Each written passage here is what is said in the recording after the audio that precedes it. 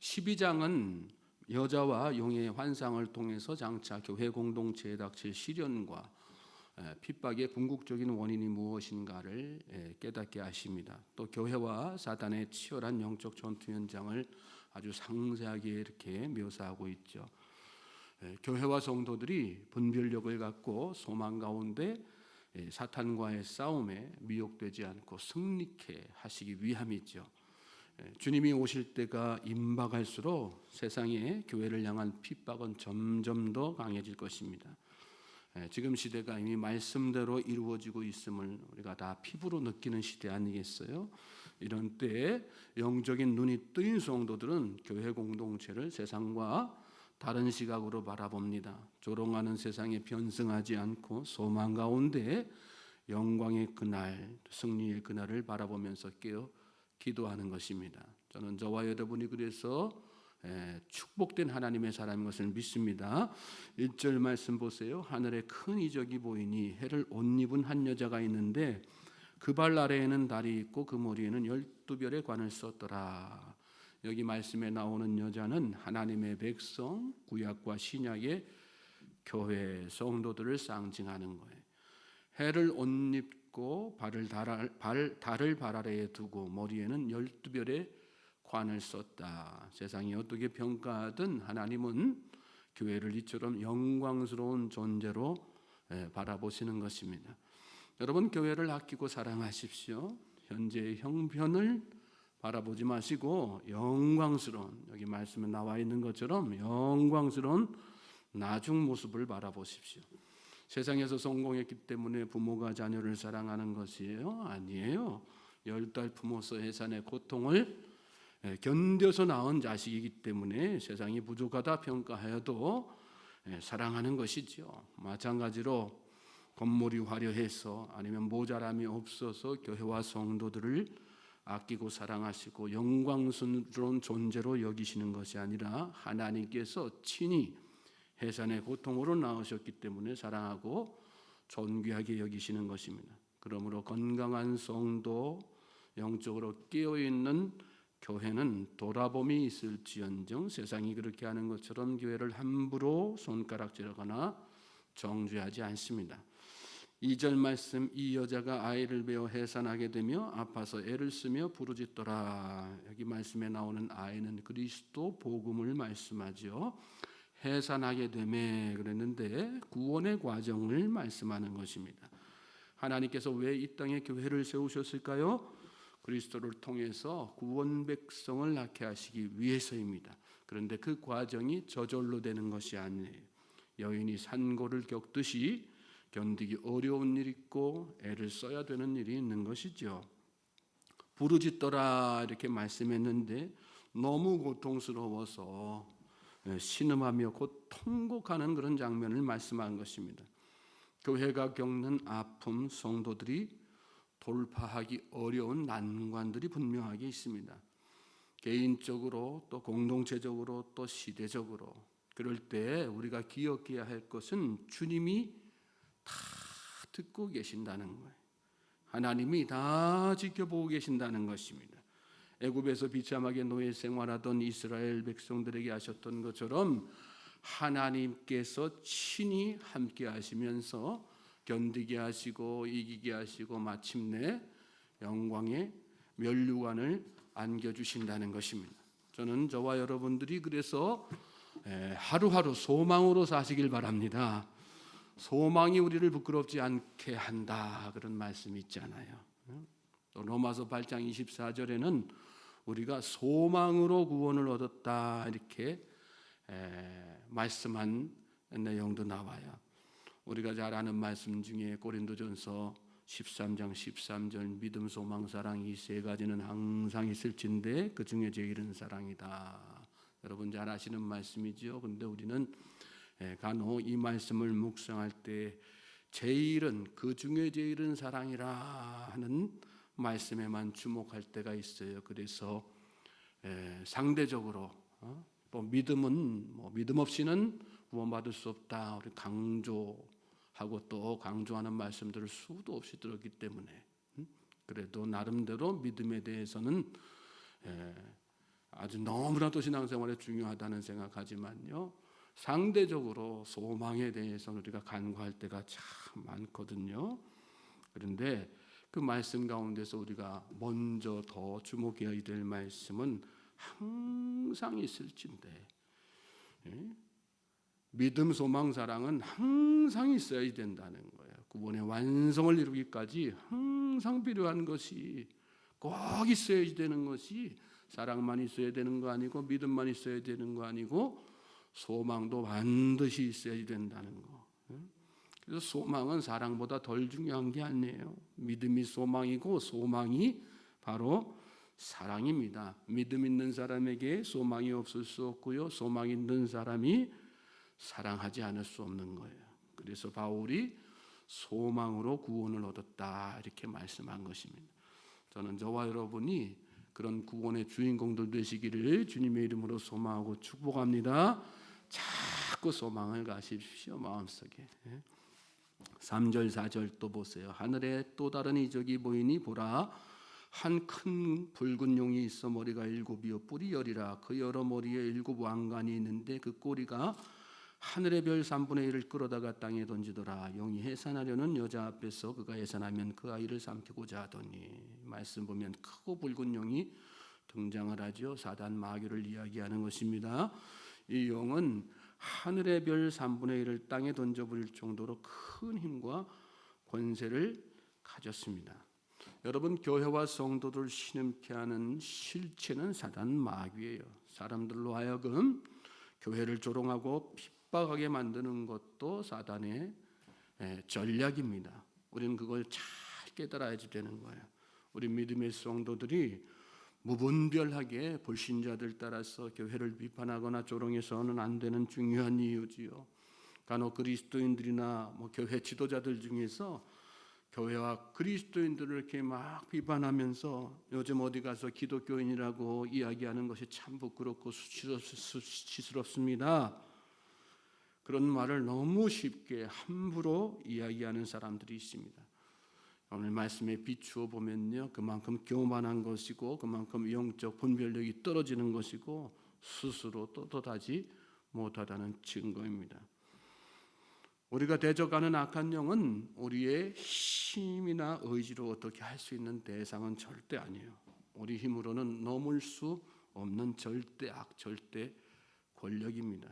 그러나 우리가 깨달아야 되는 거 뭐예요? 전쟁은 누구에게 속한 것이다? 하나님께 속한 것이에요. 믿습니까? 우리를 위해서 싸우시는 강한 용사 주님께서 다 버티고 계시기 때문에 우리와 함께 하시고 우리와 대신해서 싸워주시기 때문에 우리는 승리할 수 있는 것입니다. 그러므로 우리가 써야 할 곳은 어디예요? 대적 앞이 아니에요. 대적과 함께 하고 대적 곁에 서 있는 게 아니에요.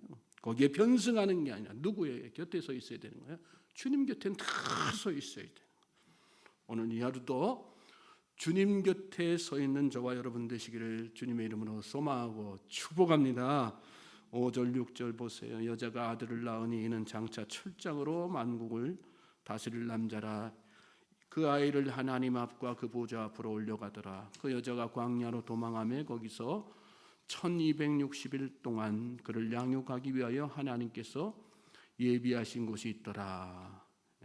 아이의 출생과 전쟁 사이에 광야의 시간이 있음을 말씀하시죠. 이 광야는 하나님이 아이를 양육하기 위해서 예비하신 곳이라 이렇게 말씀했어요. 그렇습니다. 여러분, 성경에서 광야의 시간은 준비의 시간이고 훈련의 장이죠. 여러분, 우리 인생에 반드시 광야의 시간이 존재합니다. 우리가 믿음으로 살수록 더더욱 그래요. 왜요? 그걸 통해서 우리를 더 연단하시고 우리를 더 성숙하게 하시고 그래서 든든한 믿음의 사람 되게 하시기 위해서 그런 것이죠. 유아의 신앙에서 점점 더 자라고 더 많이 하나님의 뜻을 계획을 알고 깨닫는 그런 시간이 광야의 시간입니다. 그럼에도 불구하고 우리는 솔직하게 이야기하면 광야를 너무 싫어하잖아요. 고난 없고 아픔 없고 평안하기만을 기대할 때가 얼마나 많은지 몰라요. 그러다 보니까 하나님께서 우리에게 광야의 시간을 허락하실 때 출애굽한 이스라엘 백성들처럼 감사로 받지 못하고 불평하고 원망하고 반항하면서 예전으로 자꾸 돌아가려고 할 때가 참 많아요. 얼마나 어리석은 행동인지 몰라요. 오늘 여러분이 광야의 시간을 맞고 있습니까? 참고 인내하시길 바랍니다. 나의 가는 길을 오직 그가 아시나니 그가 나를 단련하신 후에는 내가 정금같이 나으리라. 고난당한 인내하면서 지켜내던 믿음을 지켜내던 욥이 한 고백 아니겠어요? 저는 저와 여러분의 고백이 그런 고백이 되길 바랍니다. 주님을 믿고 주님의 원대한 계획을 신뢰하면서 참고 견디면 우리 신앙이 더 성숙해지고 견고해지고 깊이 있게 뿌리 내려서 마침내 약속의 땅을 주님께서 우리에게 선물로 주시는 것입니다. 7절부터 10절 말씀 또 보세요. 하늘에 전쟁이 있으니 미가엘과 그의 사자들이 용과 더불어 싸울세 용과 그의 사자들도 싸우나 이기지 못하여 다시 하늘에서 그들이 있는 곳을 얻지 못한지라. 큰 용이 내쫓기니 옛뱀 곧 마귀라고도 하고 사탄이라고도 하며 온 천하를 꾀하는 자라. 그가 땅으로 내쫓기니 그의 사자들도 그와 함께 내쫓기니라. 내가 또 들으니 하늘에 큰 음성이 있어 이르되 이제 우리 하나님의 구원과 능력과 나라와 또 그의 그리스도의 권세가 나타났으니 우리 형제들을 참수하던 자 곧 우리 하나님 앞에서 밤낮 참수하던 자가 쫓겨났고. 이 말씀 보면 결국은 영혼 패배하고 쫓겨나고 말죠. 이것이 정해진 결말이에요. 하나님께서 정해 놓으신 결과예요. 결말을 아는 사람은 흔들리지 않죠.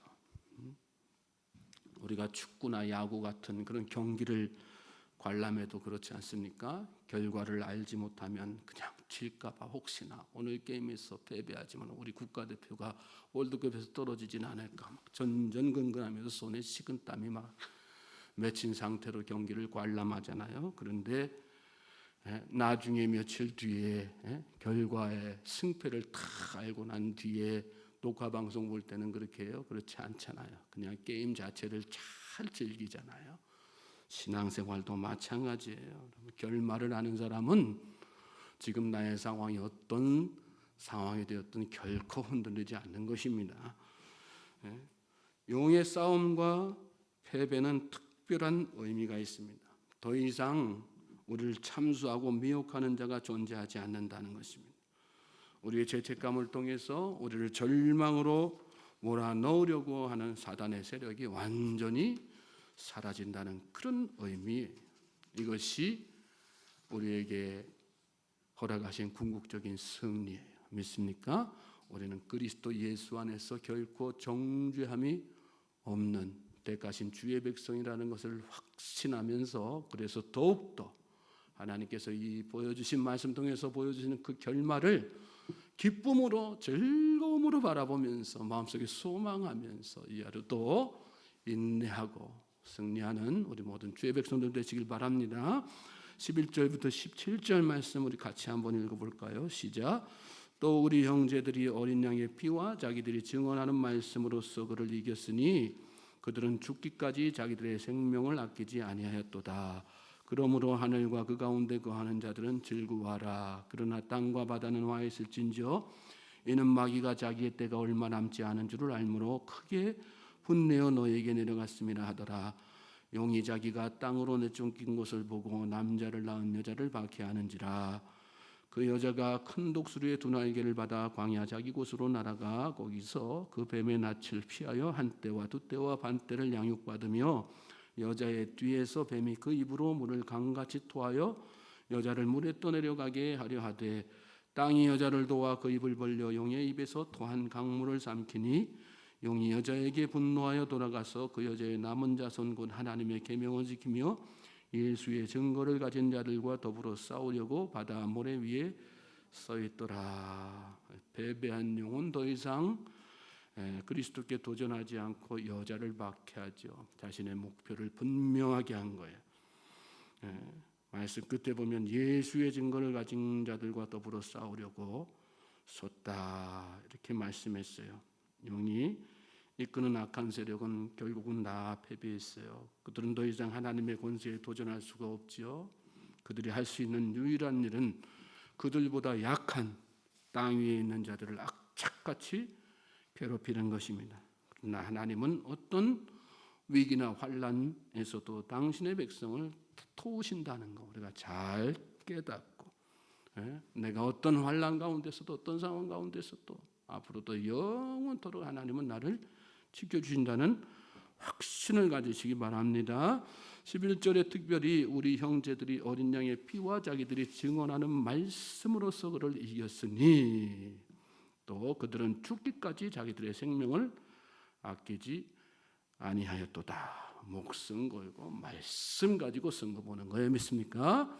그러면 마침내 때가 되어서 영광스러운 면류관이 우리에게 주어진다는 사실을 잘 깨닫고 오늘도 나를 위해 함께 싸우시는 하나님, 우리를 승리케 하시는 하나님을 바라보고 소망하면서 그 곁에 딱 붙어서요, 말씀으로 악한 사람에게 모든 권세를 물리치고 승리하는 복된 날 되시기를 다시 한번 주님의 이름으로 소망하고 축복합니다.